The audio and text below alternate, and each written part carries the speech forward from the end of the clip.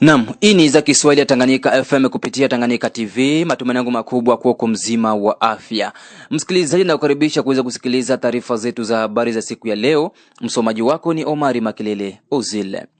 Katika taarifa zetu za habari tuanzie na kule Burundi ni kwamba hali ya usalama imeweza kuzorota ndani ya kambi ya wakimbizi ya Busuma nchini Burundi, ambako wakimbizi wamezusha vurugu kubwa na kupelekea milio ya risasi kusikika kwa wingi, na pia baadhi ya wakimbizi kupata mikongoto na kuzuiliwa siku ya 4 ya wiki tunayo. Taarifa tunazo ni kwamba yote yameanza pale ambako kambi hiyo ya Busuma imepokea mjumbe maalum anayehusika na kutoa misaada kwa wakimbizi ulimwenguni kwenye Umoja wa Ulaya. Hata hivyo, Tanganyika FM kupitia Tanganyika TV imetaka kufahamu ghasia ilitokea namna gani hasa baada ya mjumbe huyo kuwasili. Huyo hapa ni mmoja kati ya wakimbizi aliyehifadhi jina lake kwa sababu ya kiusalama. Ametoa picha halisi ya hali ilivyokuwa kambini Busuma nchini Burundi.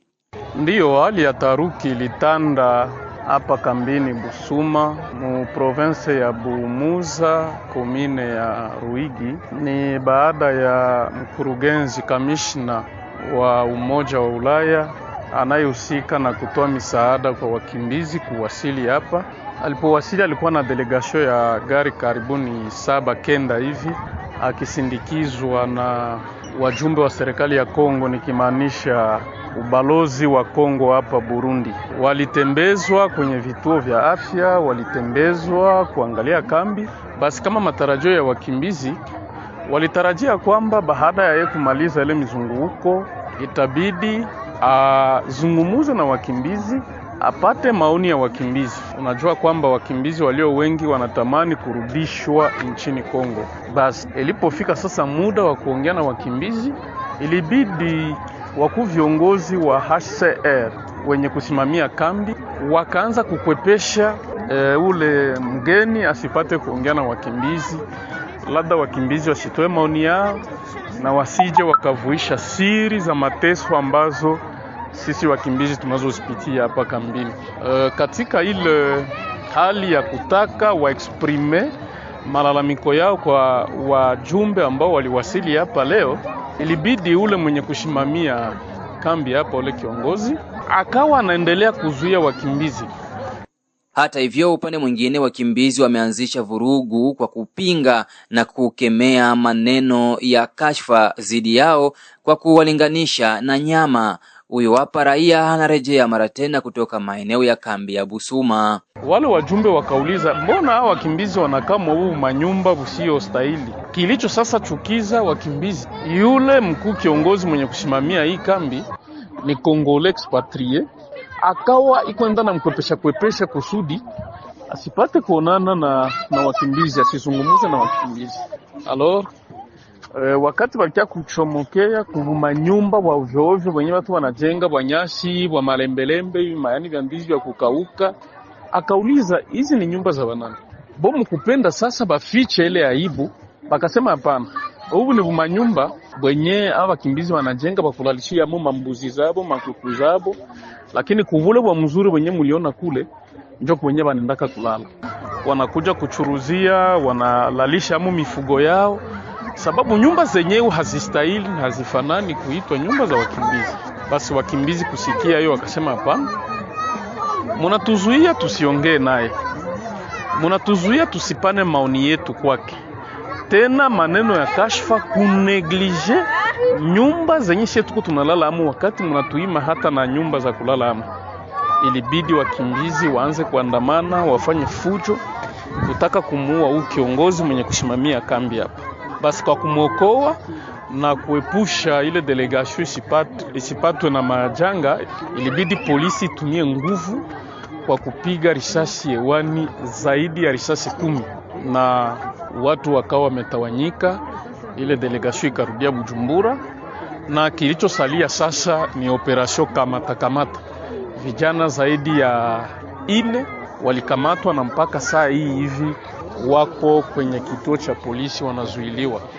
Ni kutaka tu kumaanisha kwamba wakimbizi mpaka saa hii hawataki tena kubaki ndani ya hii kambi, sababu ni shida nyingi ambazo tunazipitia, ni mateso mengi ambayo tunayapitia, na operasyon ya kamatwa munjia wakati watu wanataka warudie Kongo inaendelea mpaka sasa. Tujelekeze sasa kule Uvira, tukiwa katika nchi ya Jamhuri ya Kidemokrasia ya Kongo, jimboni Kivu Kusini. Ni kwamba ujio wa vikosi vya MONUSCO mjini Uvira unakubaliwa kama kweli watakuwa na mchango mkubwa juu ya kumaliza vita na sio kuja kuzunguka na kutembea katika magari. Ndivyo amesema hayo mwanaharakati wa kisiasa jimboni Kivu Kusini, Bwana Andre Biadunia Mashaka. Maneno hayo ameyasema alipokuwa akitoa mtazamo wake juu ya ujio wa askari wa Umoja wa Mataifa MONUSCO katika mji wa Uvira kwa siku za usoni. Andre Biadunia ameanza kuonesha umuhimu na faida ya ujio wa MONUSCO pa Uvira kwa upande umoja. Ni kwa kweli kurudia ya MONUSCO Sud Kivu kwa macho ya wengi inaonekana kwamba ni kosa ambalo serikali inafanya. Lakini acha niseme tu kwamba Wakongomani wanajua ya kwamba tuko kwenye hali ya vita na tunatafuta solution ya kutuletea amani. Kila initiative ambayo inaweza kukamatiwa na serikali ili kurudisha amani ku este ya pays itakuwa salitaire na population itakamata na mikono mbili. Ninawaza ya kwamba MONUSCO akija, anajua kwa nini raia walimfukuza mu 2024. Anajua kwa nini serikali ya Kongo ililomba retrait progressif yake mu 2024. Anajua. Na wakati watakuja, wanajua nini raia ilikuwa na wareproche.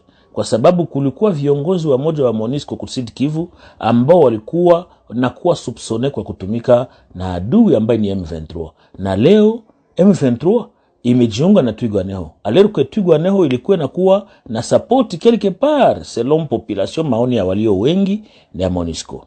Mimi nawaza wakija watarectifier tir. Avantage ya pili ambayo tutaipata, mbele nisema inconvénient, ni kwamba Burundi ambaye ni voisin yetu, mwenye anashindwa kufungula frontiere kwa kuogopa presence ya M23 ku territoire kipande ya territoire ya Uvira, atakaposikia kwamba MONUSCO amefika ya Uvira, atakuwa na MP de confiance kusema kwamba hawawezi tena kunivamia.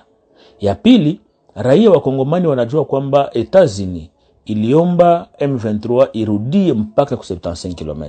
Wako na imani kwamba labda wakija watatia pression ku M23 irudie ku 75 km ili watu warudie kwenye manyumba zao kwenye bonde la mto Ruzizi nafasi zingine. Ya tatu usi, watu wanajua kwamba labda manda ambayo MONUSCO ilipata hii turu ni manda ambayo inakuwa labda nzuri kuzidi ile manda ambayo walikuwa nayo avant 2024. Wakati ya kijiri, mwanaharakati huyo wa kisiasa mashariki mwa nchi ya Jamhuri ya Kidemokrasia ya Kongo ameonesha hapa hofu na mtazamo wake juu ya kuja kwa MONUSCO pa Uvira. Andre Biadunia arejea mara tena. Lakini acha niseme tu kwamba hapana, resolution 2808 ambayo walipata, ambayo merenouveler manda ya MONUSCO pour une année mpaka tariki 20 ya mwezi wa 12 2026, haikuwapatia manda offensif. Yaani haikuwaambia kwamba kukikutwa kwamba kuna grupa arma ambayo inatatiza raia wapigane. Ndiyo maana mimi nimesema binafsi kwamba sikuona kabisa umuhimu, kama serikali inajua kwamba inakuwa na nguvu ambayo inaweza kupiga M23 na makundi zingine ambazo zinasumbua raia, kama nguvu zipo, sikuwa naona maana wa MONUSCO kuja. Lakini kwa sababu serikali imesema kwamba watakuja na ingine mbinu mpya, lazima tuwapokee kwanza. Lakini sasa acha nizungumze hapa tena kusema ya kwamba walipofika wale wa viongozi wa MONUSCO, walipofika Kinshasa, walipofika Goma, walitoa mambo mawili ambayo mimi haikuingia katika masikio yangu. Jambo la kwanza, walisema wanataka mbele wajiinstale ku Sud Kivu, serikali ya Kongo itoe briare zote. Briare ça veut dire ile ambayo serikali ya Kongo iliweka angani kwa kuampeshe drone za wa M23 kupanda juu. Wao wanasema kwanza zile briare zitoke ili helikopteri za MONUSCO zipande juu zipate kufanya reconnaissance, mission ya reconnaissance. Kwa hiyo tunatutia uoga. Inaweza kuwezekana wakati tuko mnasese le fait parce que na njo mission kubwa ambayo MONUSCO inaileta hapa kukuya kuobserver mekanisme ya cessez le fait, inaweza kuwezekana kwamba mumoma watakuwa bametoa ile mabriare, enemy M23 na Rwanda wakaprofite kutumikisha madrone zao bakasumbua tena Uvira na Fizi. Hiyo ni ya kwanza. Ya pili, wanasema mbele warudi, wanataka wahakikishiwe usalama kama unakuwa Uvira.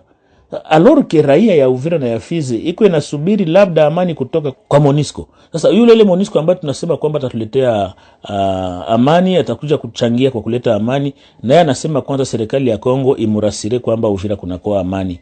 Hiyo ndio inakuwa peut-être controverse kidogo ambayo tukuelewa na kujiuliza kwa nini MONUSCO itakuja. Kwa mwisho, kama serikali ya Kongo ingekuwa kweli inajiamini, kama kweli hawa vijana waibu wazalendo wetu ambao wamejitolea, ambao mimi nasaliwa mpasa, kama kweli serikali na waamini, iwapatie vifao, ni wakati ya kupigana.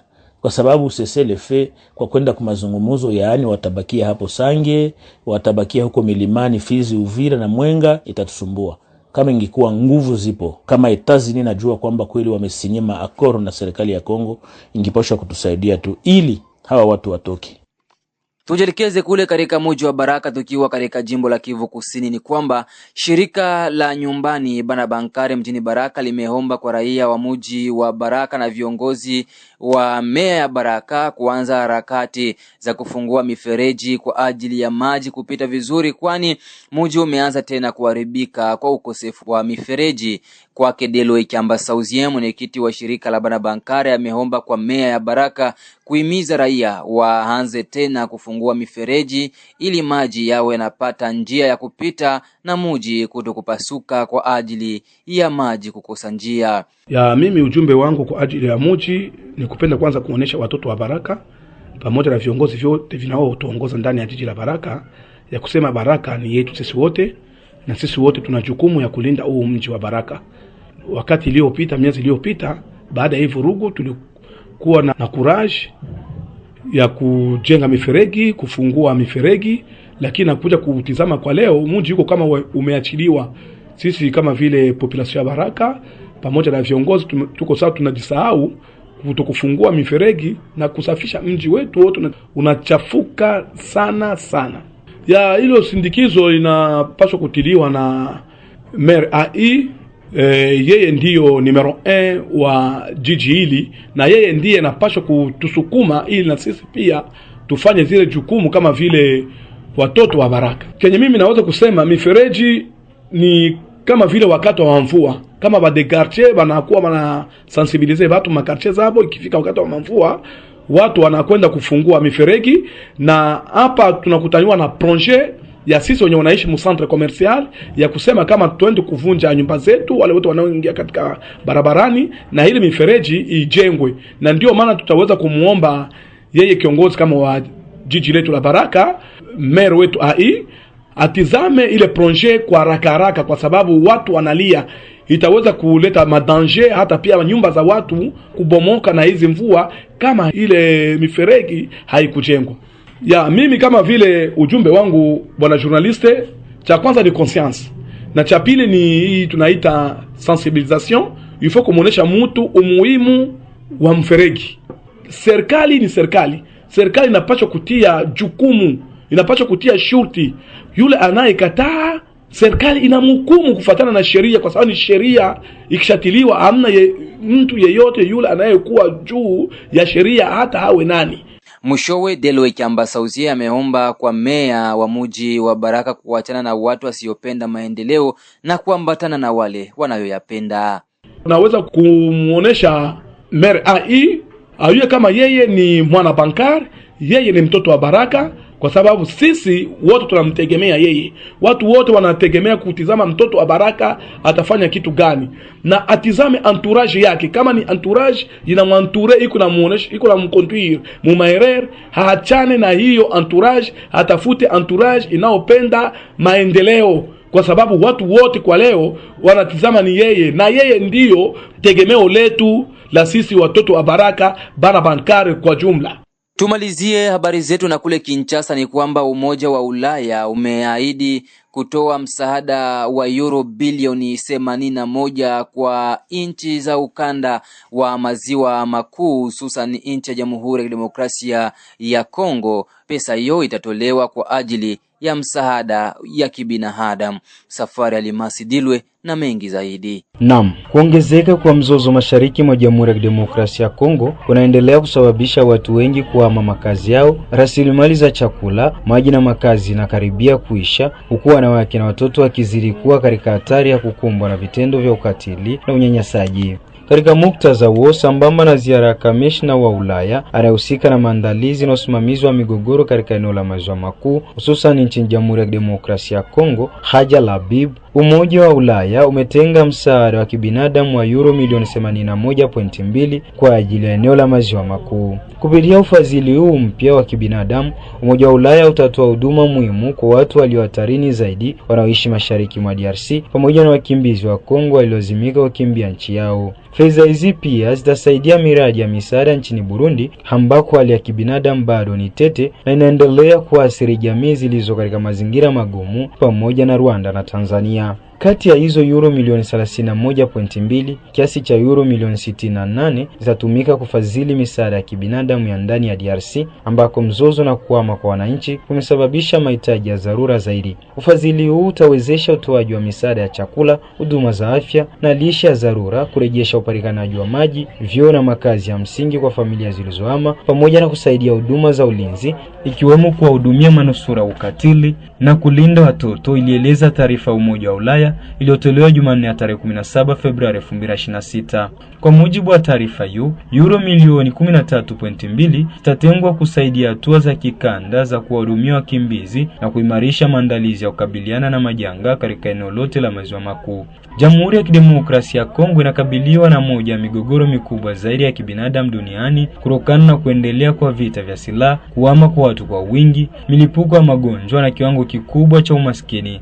Zaidi ya watu milioni 21 wanahitaji msaada wa kibinadamu, huku vurugu katika majimbo ya mashariki zikilazimisha familia kukimbia mara kwa mara na kuishia katika makazi duni au kambi za muda zilizojaa kupita kiasi. Hali ya kibinadamu nchini Burundi nayo bado ni tete. Mamia maelfu ya wakimbizi wa Burundi bado wanaishi katika nchi jirani, huku watu wengi wakiwa wamehama ndani ya nchi kutokana na hatari za asili kama mafuriko na maporomoko ya ardhi. Tangu mwishoni mwa mwaka 2025, makumi ya maelfu ya wakimbizi wa Kongo wameingia Burundi, hali iliongeza shinikizo kwa rasilimali ambazo tayari ni chache, zikiwemo kambi za mapokezi, huduma za afya na mifumo ya usambazaji maji. Kwa mujibu wa taarifa hiyo, Umoja wa Ulaya unasalia kuwa miongoni mwa wafadhili wakuu wa misaada ya kibinadamu katika eneo hilo. Mwaka 2025, Umoja wa Ulaya ulitenga euro milioni 129.5 ambapo sehemu kubwa ilielekezwa nchini DRC kwa ajili ya kutoa msaada, kuokoa maisha ndani ya nchi hiyo pamoja na kwa wakimbizi walioko katika nchi jirani. Msikilizaji wa Tanganyika FM kupitia Tanganyika TV, ni hapo ndipo natamatisha taarifa zetu za habari za siku ya leo. Msomaji alikuwa ni Omari Makelele Ozil.